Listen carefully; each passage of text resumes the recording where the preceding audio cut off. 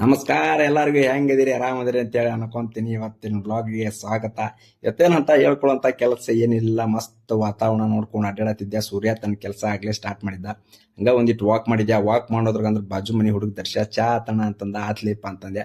ಹಂಗ ನಮ್ ಚಿಕ್ಕನ್ ಒಂದಿಟ್ಟು ಮಾತಾಡ್ಸಿದೆ. ಮಾತಾಡ್ಸೋದ್ರ ನನ್ನ ಯಾಕೆ ಮಾತಾಡ್ಸೋಲ್ಲ ಅಂತ ಶೇರ್ ಕೈ ಮಾಡಿದ. ಅವ್ಗೊಂದು ಟ್ಯಾಂಕ್ಸ್ ಕೊಟ್ಟೆ, ತಲೆ ಮೇಲೆ ಕೈ ಆಡಿಸಿ ಒಂದ್ ರೌಂಡ್ ಪೇಪರ್ ತಿರುವಿ ಹಾಕಿದೆ. ರೊಟ್ಟಿ ಸುಡಾಕತ್ತಿದ್ರೆ ಮಸ್ತ್ ರೊಟ್ಟಿ, ವೆಜಿಟೇಬಲ್ ಪಲ್ಯ, ಉಪ್ಪಿನಕಾಯಿ ಹಚ್ಕೊಂಡು ತಿಂದ ಆರಾಮ್ ಟೇಸ್ಟ್ ನೋಡಿ ಒಂದು ಗ್ಲಾಸ್ ಹಾಲು ಕುಡಿದೆ. ಹಂಗ ಗ್ಲಾಸ್ ಹಾಲು ಕುಡ್ದ ಒಂದಿಟ್ಟು ಅಡ್ಡಾಡ್ದಂಗೆ ಮಾಡಿ ತೋಟಕ್ಕೆ ಹೋಗ್ಬೇಕಂತ ಅನಿಸ್ತು. ತೋಟಕ್ಕೆ ಒಂದು ರೌಂಡ್ ಅಡ್ಡಾಡಿ ಬರ್ತಾರೆ ಅಂತೇಳಿ ಒಂದಿಟ್ಟು ಅಡ್ಡಾಡಿ ವಾತಾವರಣ ನೋಡ್ಕೊಂಡು ಹಂಗ ಒಂದ್ ಸ್ವಲ್ಪ ಹೊತ್ತು ಕುತ್ಕೊಂಡ ಮನಿಗೆ ಬಂದು ಮಸ್ತ್ ಚಪಾತಿ ವೆಜಿಟೇಬಲ್ ಪಲ್ಯ ತಿಂದೆ. ಹೊಟ್ಟೆ ಭಾಳ ವಜ್ಜಾಗಿತ್ತು. ನಾವು ಒಂದು ಈಟ್ ಹಿತ್ಲಾ ಕಟ್ಟಿಗೆ ಬಿದ್ದಿರ್ತಾರೆ ಅಂತೇಳಿ ಕಟ್ಟಿಗೆ ಕಡದ ಒಂದಿಟ್ಟು ನಮ್ಮ ಅಜ್ಜನ್ ಕೂಟ್ ಮಾತಾಡಿದೆ.